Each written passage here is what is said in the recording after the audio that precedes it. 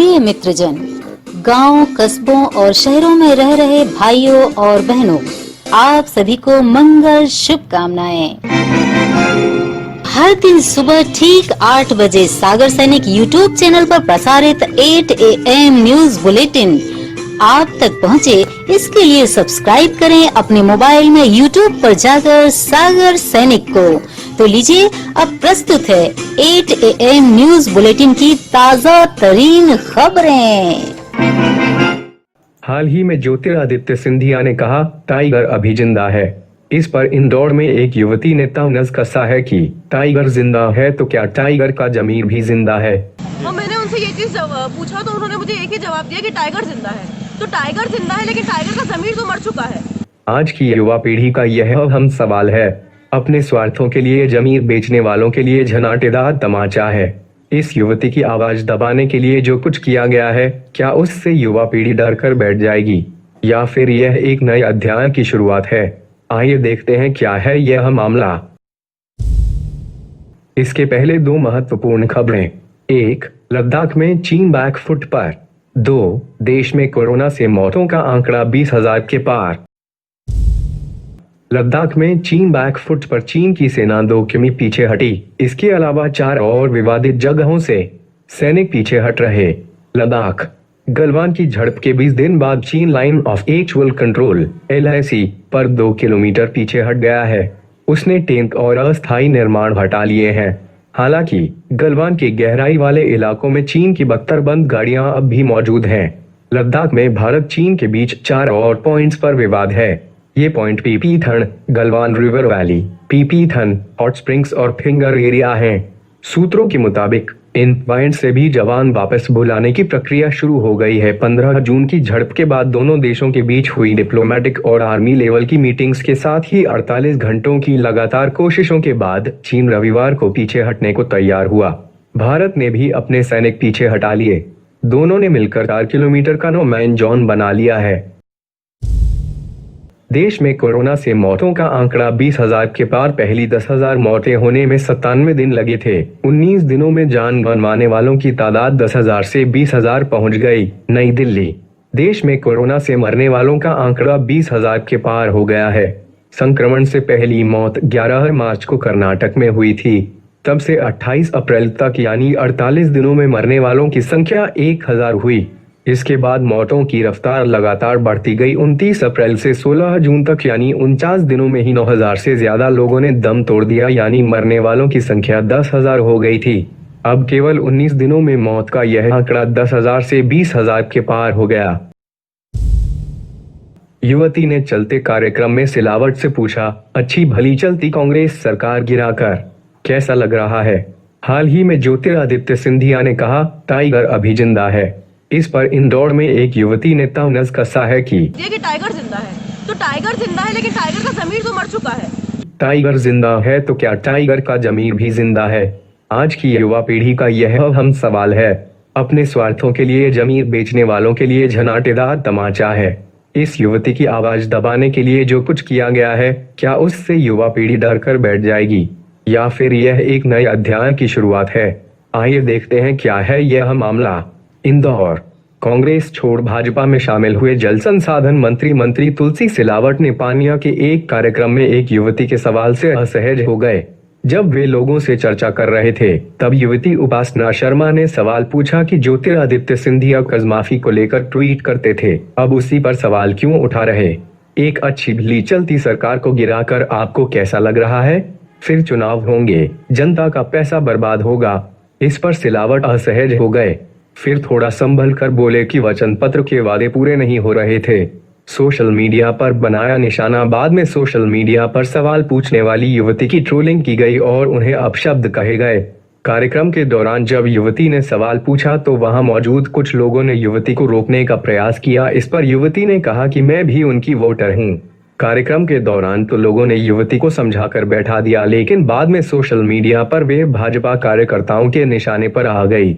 Social media पर युवती के बारे में दुष्प्रचार शुरू कर दिया गया। आपत्तिजनक बातें लिखी, कांग्रेस का एजेंट बताया गया। मामले में सोमवार को युवती ने पुलिस अधिकारियों से शिकायत की है। पुलिस ने पूछा, आप कौन होते हैं? सवाल पूछने वाले युवती उपासना शर्मा ने सोमवार को मीडिया को बताया कि जब वे मामले की शिकायत करने पुलिस अधिकारियों के पास गई तो वहां मौजूद कुछ अधिकारियों ने उससे कहा कि आप कौन होते हो मंत्री से सवाल पूछने वाले। युवती का कहना है कि सिलावट समर्थकों द्वारा उसके चरित्र को लेकर भी अश्लील टिप्पणी की गई है, उसकी मानहानि की गई है। उपासना का कहना है कि जिन लोगों ने दल बदल कर सरकार गिराई उनका तो कुछ नहीं बिगड़ा, अब चुनाव होगा उसमें जनता का पैसा बर्बाद होगा। हमने 5 साल के लिए सरकार चुनी थी लेकिन कुछ लोगों ने उसे 18 माह में ही गिरा दिया, यह जनता के साथ धोखा है। युवती का कहना है कि उसका संबंध किसी भी पार्टी से नहीं है, वह सिर्फ एक वोटर है और उसी के नाते उसने सिलावट से सवाल पूछा था।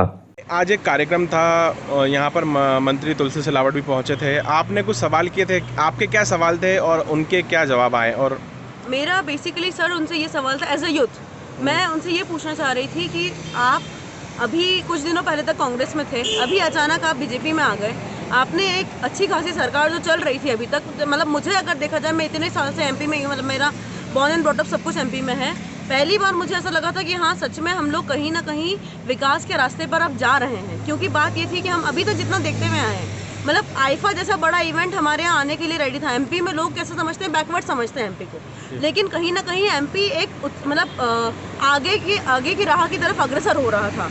इस कारण से मैंने उनसे सिर्फ एक ही क्वेश्चन पूछा कि आप कुछ दिनों पहले तक कांग्रेस में थे, अभी आप बीजेपी में आ गए हैं और आप अचानक से बीजेपी में आए हैं और अपने अच्छी खासी सरकार चलती हुई को गिरा दिया, वो भी आप स्वास्थ्य मंत्री थे और कोविड-19 का जब मतलब दौर चल रहा है उन दिनों आपने ये चीज़ करी, तो आपको ये चीज़ नहीं करनी चाहिए थी।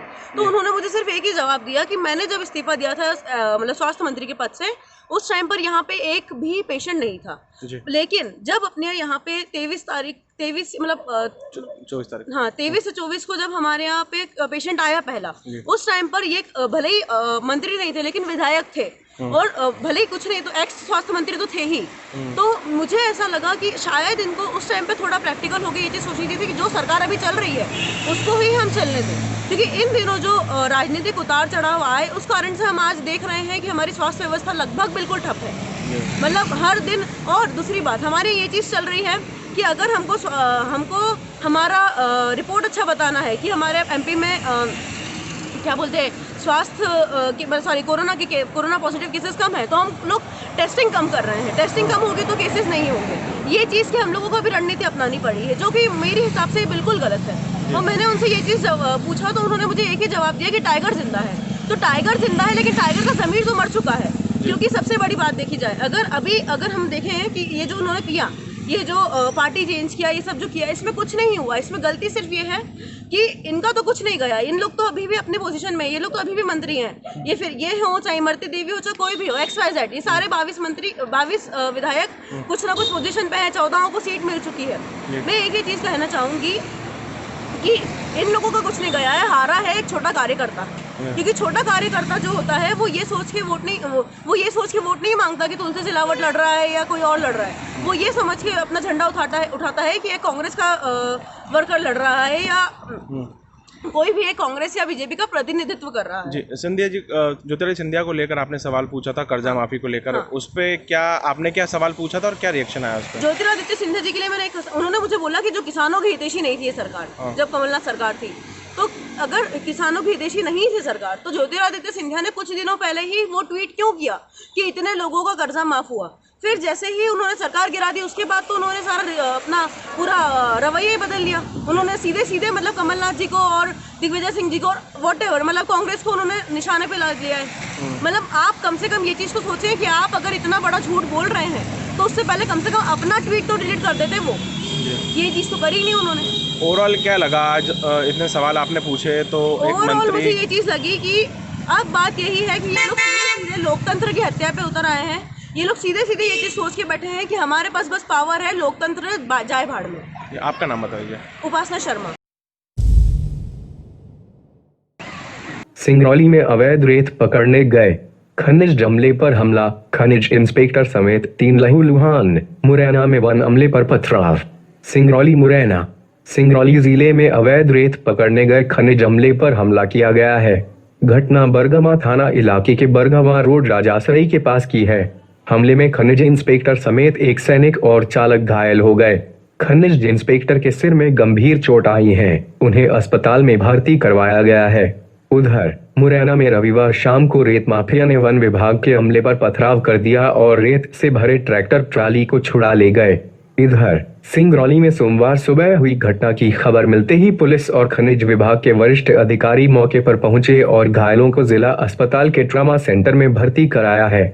स्थानीय पुलिस में शिकायत दर्ज कराई गई है। घटना की सूचना पर बरगवां पुलिस ने हमलावरों के विरुद्ध केस दर्ज कराया है। मुरैना रेत माफिया ने वन विभाग की टीम पर पथराव किया। पोरसा इलाके में रविवार की शाम 6 बजे रेत माफिया ने वन विभाग की टीम पर पथराव किया और चंबल रेत से भरे जब्त ट्रैक्टर ट्राली को छुड़ा ले गए।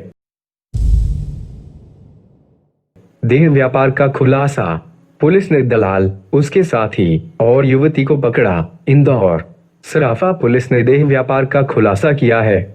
सूचना के बाद पुलिस ने प्लानिंग के तहत थाने के जवान ने लड़कियां पहुंचाने वाले से दलाल से संपर्क किया।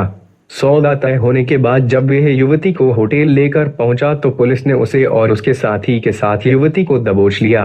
पकड़े गए तीनों लोगों से पूछताछ की जा रही है।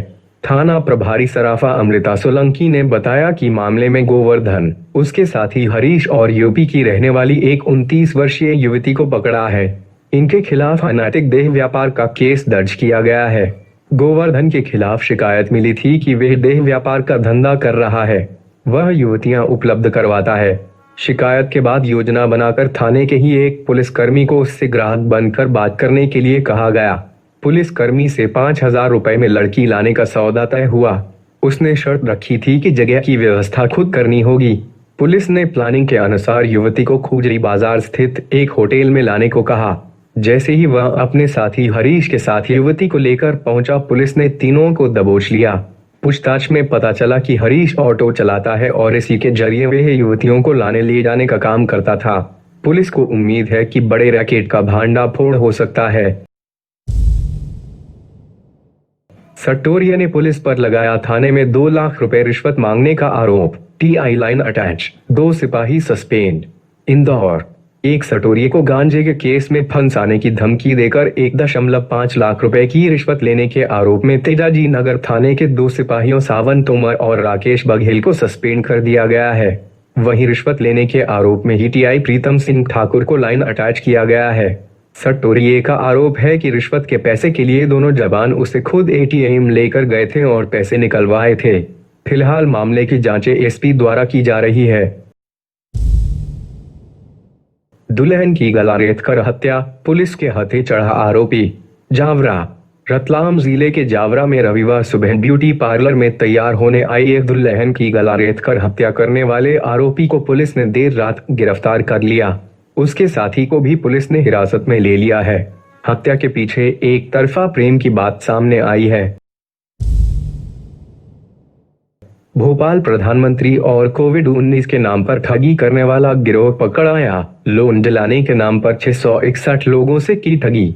भोपाल प्रधानमंत्री लोन एवं कोविड-19 पर ठगी करने वाले अंतर्राज्यीय शातिर ठगों के एक गिरोह को भोपाल की साइबर क्राइम ब्रांच की टीम ने पकड़ा है। इस गिरोह के 6 सदस्य ही अब तक देश भर में 661 लोगों से करोड़ों रुपए की ठगी कर चुके हैं। आरोपी कम ब्याज पर 15 लाख रुपए का लोन दिलाने के नाम पर 1.25 लाख रुपए ले लेते थे।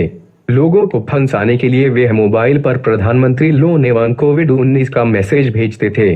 पुलिस ने का दावा है कि हर एक से करीब 20 से 30 हजार की ठगी तो कम से कम हुई है। गिरोह के ट्रांजैक्शन की जानकारी के बाद ही रकम का खुलासा हो पाएगा।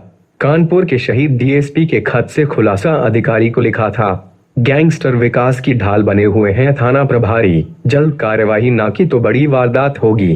कानपुर के बिकरू गांव में 8 पुलिस वालों की हत्या के मामले में 3 दिन बाद बड़ा खुलासा हुआ है। गैंगस्टर विकास दुबे और उसकी गैंग से मुठभेड़ में जान गंवाने वाले बिल्हौर डीएसपी देवेंद्र मिश्रा का एक लेटर सामने आया है, जो करीब 3 माह पहले कानपुर के तब के एसएसपी अनंत देव को लिखा गया था। इस चिट्ठी में मिश्रा ने चौबेपुर थाना अध्यक्ष विनय तिवारी और हिस्ट्री शीटर विकास दुबे के बीच मिलीभगत की आशंका जताई थी। डीएसपी ने यह भी चेताया था कि अगर जल्द कोई कार्यवाही नहीं हुई तो बड़ी घटना हो सकती है। लोनार झील के बाद अब इटली के पहाड़ों पर बर्फ हुई गुलाबी। वैज्ञानिक हैरान। महाराष्ट्र के लोनार झील के बाद अब इटली में स्थित एल्प्स की पहाड़ियों पर बर्फ का रंग गुलाबी पिंक आइस होता जा रहा है।